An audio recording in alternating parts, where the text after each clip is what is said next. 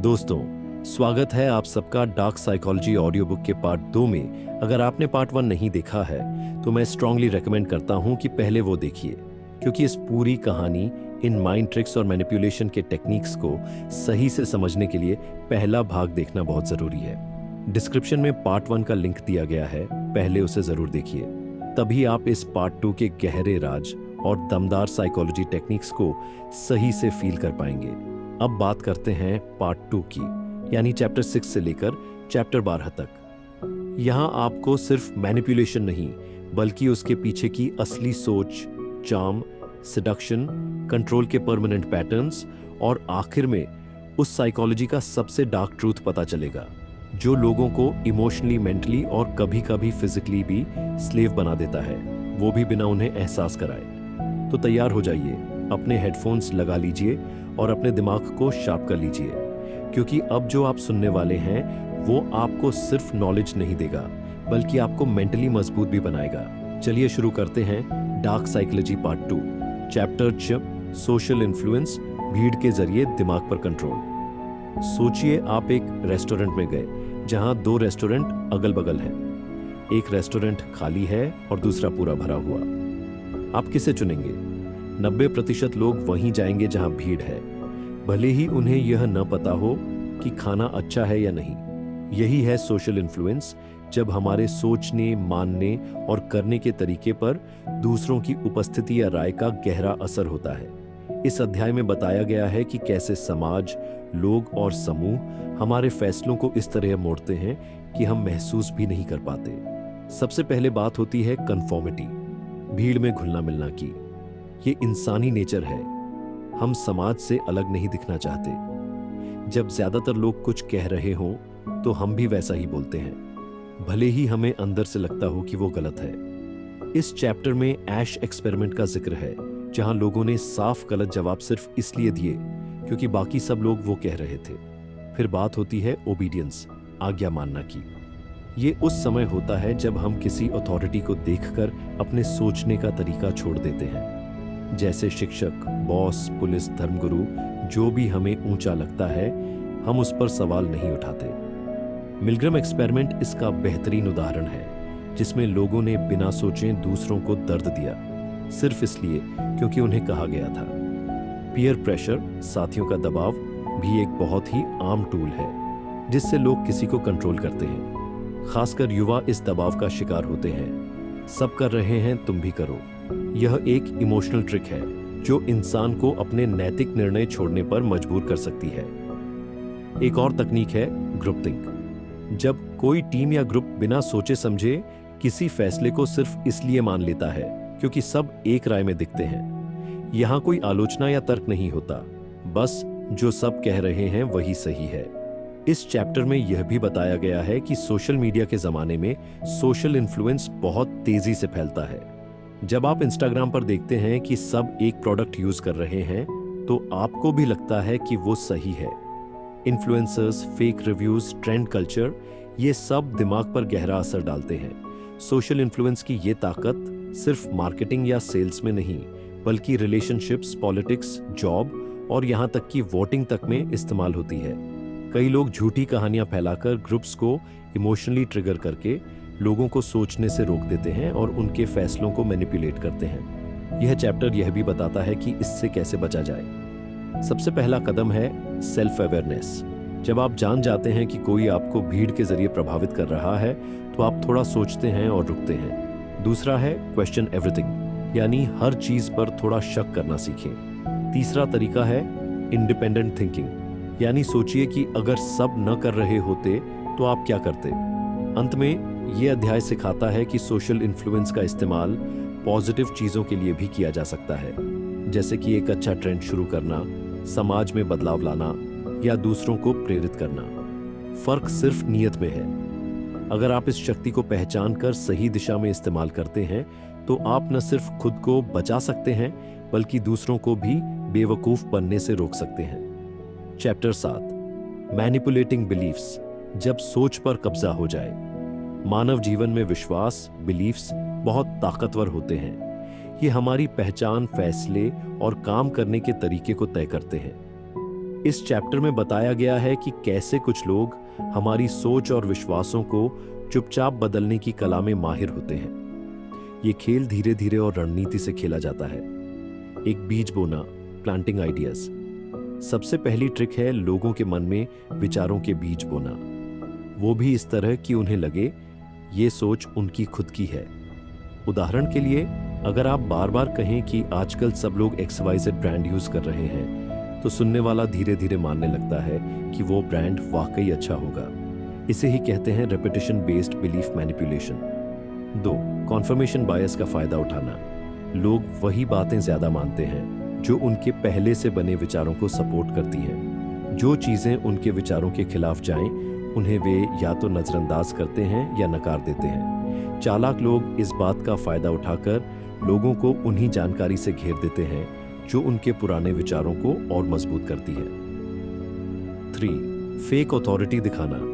लोग अक्सर उन लोगों की बात आसानी से मानते हैं जो खुद को किसी एक्सपर्ट, गुरु या सफल इंसान की तरह पेश करते हैं, चाहे वो असली हो या नकली। जैसे सोशल मीडिया पर लोग लाइफस्टाइल कोच बनकर आपको कुछ भी विश्वास दिला सकते हैं बिना किसी प्रमाण के।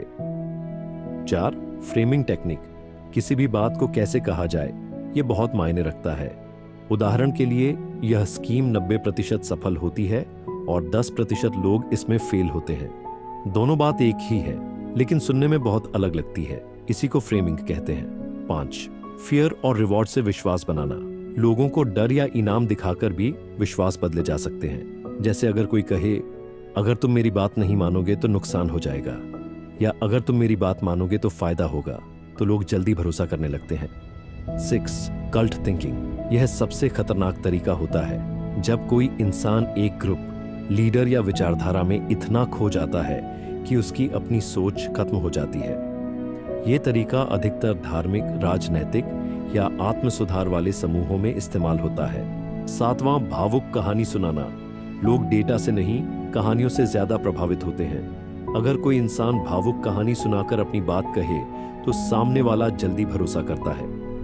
यहीं पर भावनात्मक चालें लोगों की सोच को मोड़ने का काम करती हैं। कैसे बचें इस खेल से? तथ्य की जांच करें। Always verify information. हर बात पर थोड़ा शक करें, खासकर जो आपको तुरंत इमोशनल बना दे। अपने स्रोतों को डाइवर्स रखें। सिर्फ एक ही जगह से जानकारी न लें। अपने बिलीफ को बदलने से न डरें, लेकिन बिना सोचे न मानें।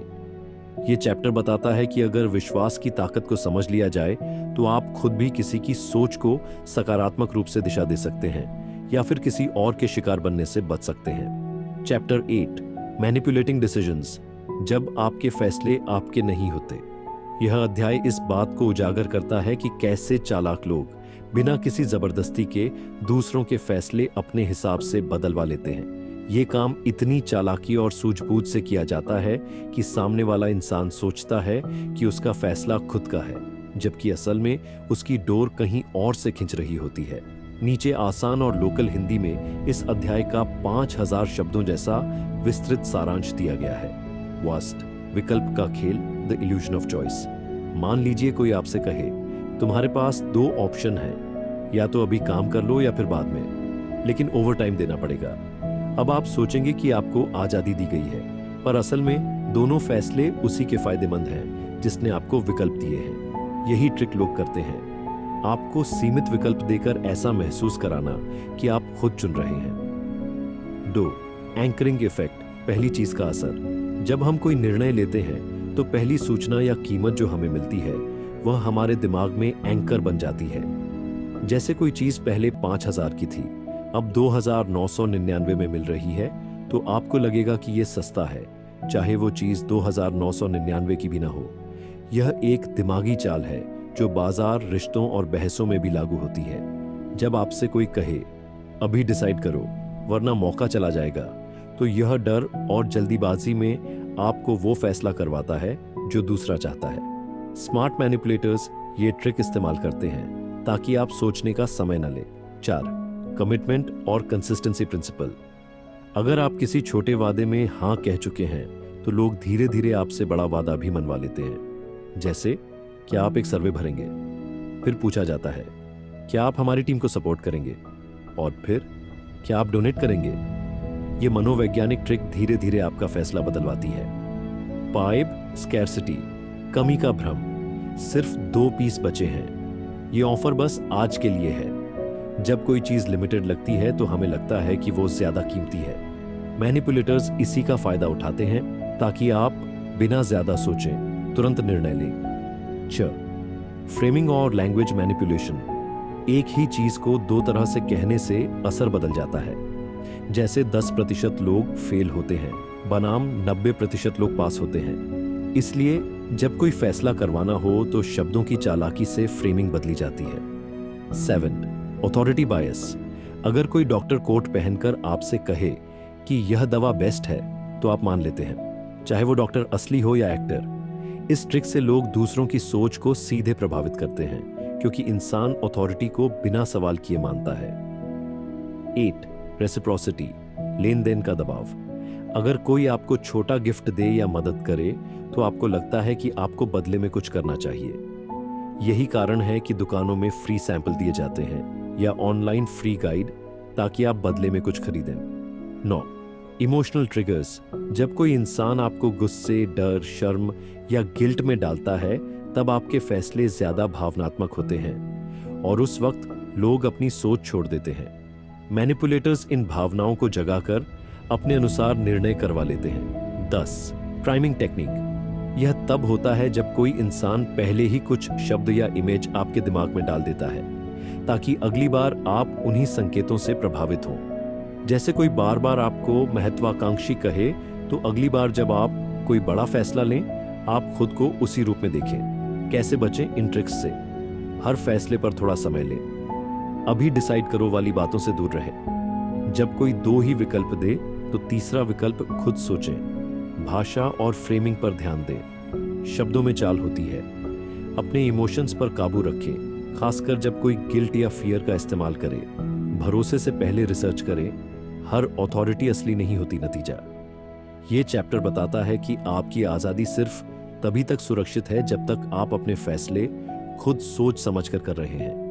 अगर कोई आपके दिमाग, भावनाओं और परिस्थितियों को अपने हिसाब से मोड़ रहा है तो वो आपके फैसले ले रहा है, आप नहीं।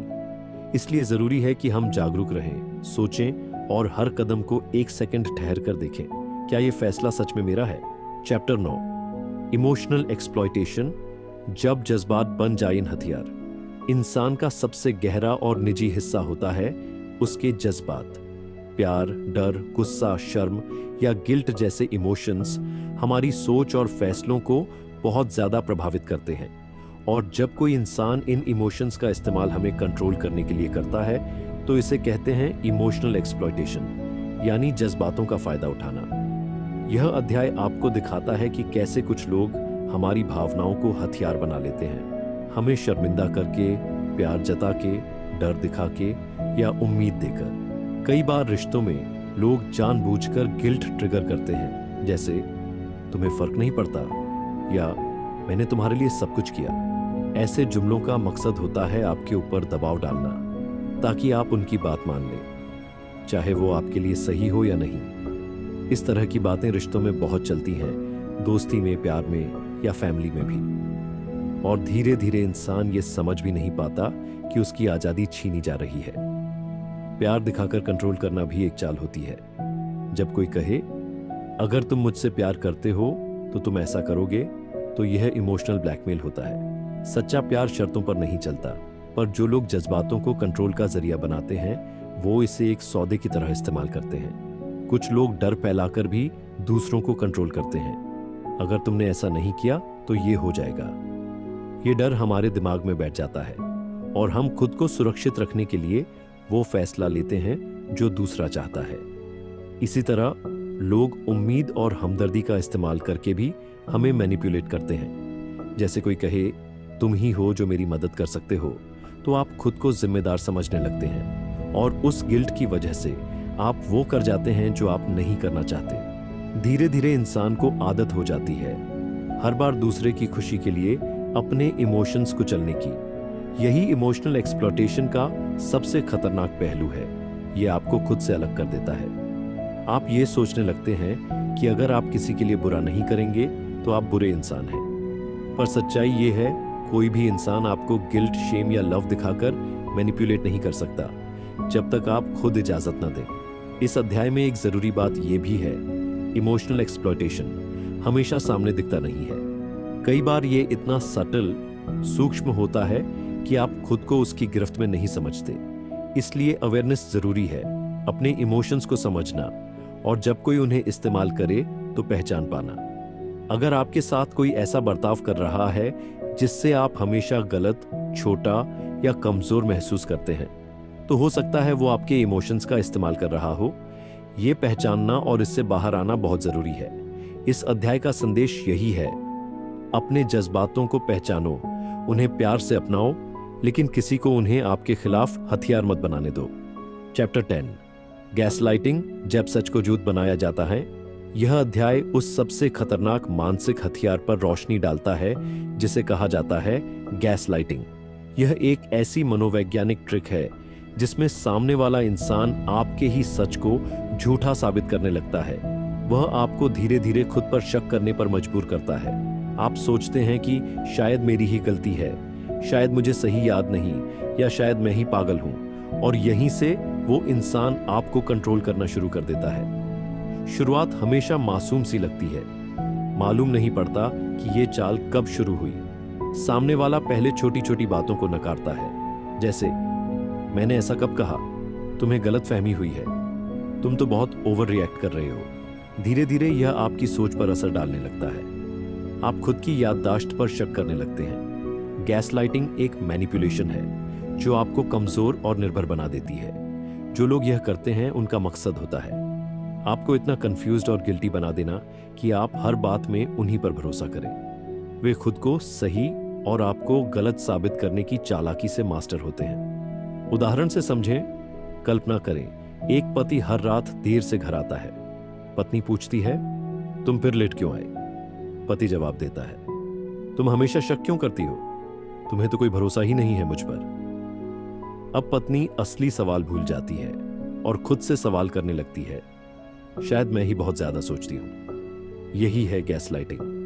गैसलाइटिंग की निशानियां। आपको लगता है कि आप बार बार माफी मांग रहे हैं।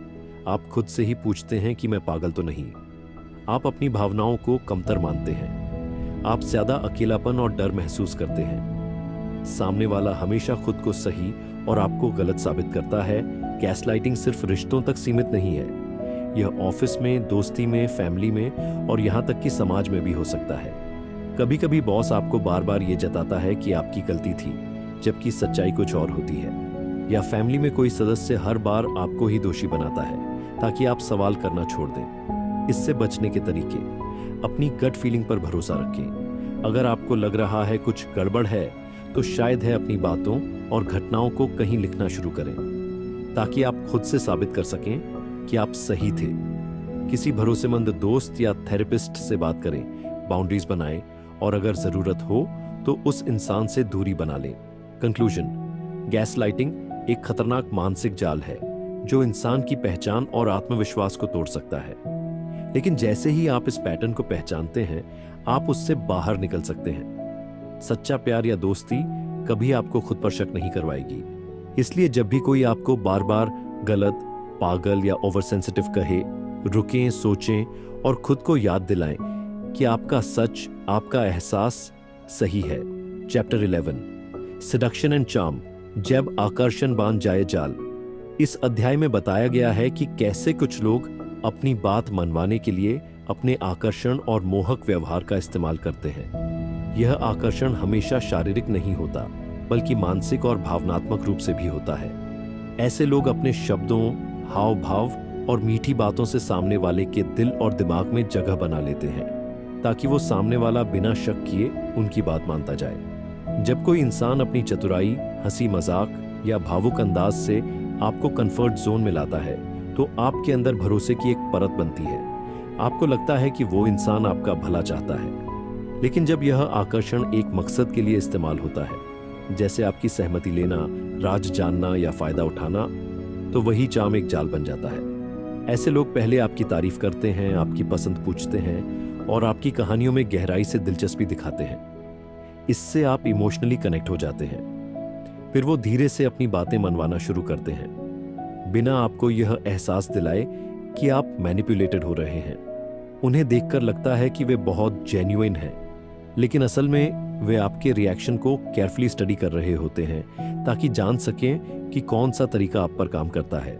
इस अध्याय में एक खास बात यह भी समझाई गई है कि यह तरीका सिर्फ रोमांटिक रिश्ता बनाने के लिए नहीं होता, बल्कि यह किसी भी सेटिंग में हो सकता है। जैसे कोई सेल्समैन जो इतना स्मूथ होता है कि आप वह चीज भी खरीद लेते हैं जो आपको चाहिए ही नहीं थी, या कोई कलीग जो आपको इमोशनली मैनिपुलेट करके अपने हिस्से का काम भी आपसे करवा लेता है। चार्म का सबसे बड़ा हथियार होता है इमोशनल कनेक्शन, और जब तक आप यह नहीं समझते कि कोई आपके इमोशन को अपने फायदे के लिए यूज कर रहा है, तब तक आप हर चीज सही मानते जाते हैं। यह अध्याय हमें सावधान करता है, मीठे शब्दों और ज्यादा तारीफों से हमेशा सतर्क रहे। अगर कोई हर बार आपके इमोशन को समझने की बात करता है लेकिन अंत में हर फायदा उसी को होता है, तो समझ जाइए कि आप चार्म के जाल में फंस चुके हैं। असली चार्म वो होता है जो म्यूचुअल रिस्पेक्ट और ऑनेस्टी पर टिका हो, लेकिन जब चार्म एक टूल बन जाए मैनिपुलेशन का, तो वह खतरनाक साइकोलॉजी का हिस्सा है। चैप्टर 12 द एंड गेम, जैब कंट्रोल बैन जाता है हैबिट। ये किताब का आखिरी चैप्टर है और ये उन सभी बातों को जोड़ता है जो अब तक समझाई गई थी। यह अध्याय हमें बताता है कि जब डार्क साइकोलॉजी का इस्तेमाल बार बार और लगातार होता है, तो यह सिर्फ एक तकनीक नहीं रह जाती। यह एक आदत, एक जीवन शैली और कई बार एक इंसान की पहचान बन जाती है। शुरुआत में लोग इन ट्रिक्स को सिर्फ किसी खास मकसद के लिए अपनाते हैं, जैसे किसी से हाँ करवाना, किसी का राज जानना या किसी को नीचा दिखाना। लेकिन धीरे धीरे ये तरीके उनके व्यवहार का हिस्सा बन जाते हैं। वो हर रिश्ते, हर बातचीत, हर फैसले में अपने दिमाग में सिर्फ एक ही चीज रखते हैं, कैसे इस इंसान को कंट्रोल किया जाए। इस अध्याय में लेखक समझाते हैं कि डार्क साइकोलॉजी का असली डरावना रूप तब सामने आता है जब यह इंसान की नैतिकता को खत्म कर देता है। एक बार जब किसी को ये ट्रिक्स सफल लगने लगती हैं, तो उसे इसकी लत लग जाती है और फिर वह हर इंसान को एक टारगेट की तरह देखने लगता है। कोई इंसान नहीं, एक अपॉर्चुनिटी बनकर रह जाता है। लेखक उदाहरण देते हैं एक ऐसे इंसान का जो अपने दोस्तों से लेकर ऑफिस के लोगों तक हर किसी को गिल्ट, फियर, चार्म और मैनिपुलेशन से कंट्रोल करता है। वह कभी भी सीधा जवाब नहीं देता, हर बात को घुमा देता है और सामने वाले को इस कदर इमोशनली कंफ्यूज कर देता है कि वे सवाल करना ही छोड़ देते हैं। लेकिन किताब यहाँ एक चेतावनी भी देती है। डार्क साइकोलॉजी से आप दूसरों को तो कंट्रोल कर सकते हैं, लेकिन इससे आपका खुद का दिल और जिंदगी भी खाली होती जाती है। रिश्ते नकली हो जाते हैं, भरोसा टूट जाता है और अंत में आप अकेले रह जाते हैं, surrounded by people you have manipulated, not loved. लेखक हमें ये भी बताते हैं कि डार्क साइकोलॉजी से खुद को बचाने का सबसे पहला रास्ता है अवेयरनेस। अगर आप जान जाते हैं कि कौन क्या ट्रिक इस्तेमाल कर रहा है, तो आप उसमें फंसते नहीं हैं। दूसरी चीज है बाउंड्रीज बनाना। हर किसी से दिल खोलकर बात करना जरूरी नहीं। और तीसरी सबसे जरूरी बात, खुद पर भरोसा करना। अंत में यह अध्याय यह भी कहता है कि डार्क ट्रिक्स को जानना बुरा नहीं है, क्योंकि इससे आप अपनी सुरक्षा कर सकते हैं। लेकिन इनका दुरुपयोग करने से पहले एक बार खुद से पूछें, क्या मैं वही इंसान बनना चाहता हूं जो दूसरों को डराकर या बहलाकर चलाता है? इस किताब का उद्देश्य आपको सिखाना नहीं है कि दूसरों को कैसे धोखा देना है, बल्कि ये सिखाना है कि दुनिया में ऐसे लोग हैं और उनसे कैसे बचा जाए। कई बार ज्ञान ही सबसे बड़ी ढाल होता है। अगर आप इन ट्रिक्स को पहचान लेते हैं, तो आप उनसे ऊपर उठ सकते हैं। अगर आपको ये वीडियो पसंद आई तो चैनल को सब्सक्राइब करें और बेल आइकन पे क्लिक करें, ताकि अगले वीडियो का नोटिफिकेशन आपको सबसे पहले मिले, और कमेंट में लिखना न भूलें। जय श्री राम, धन्यवाद।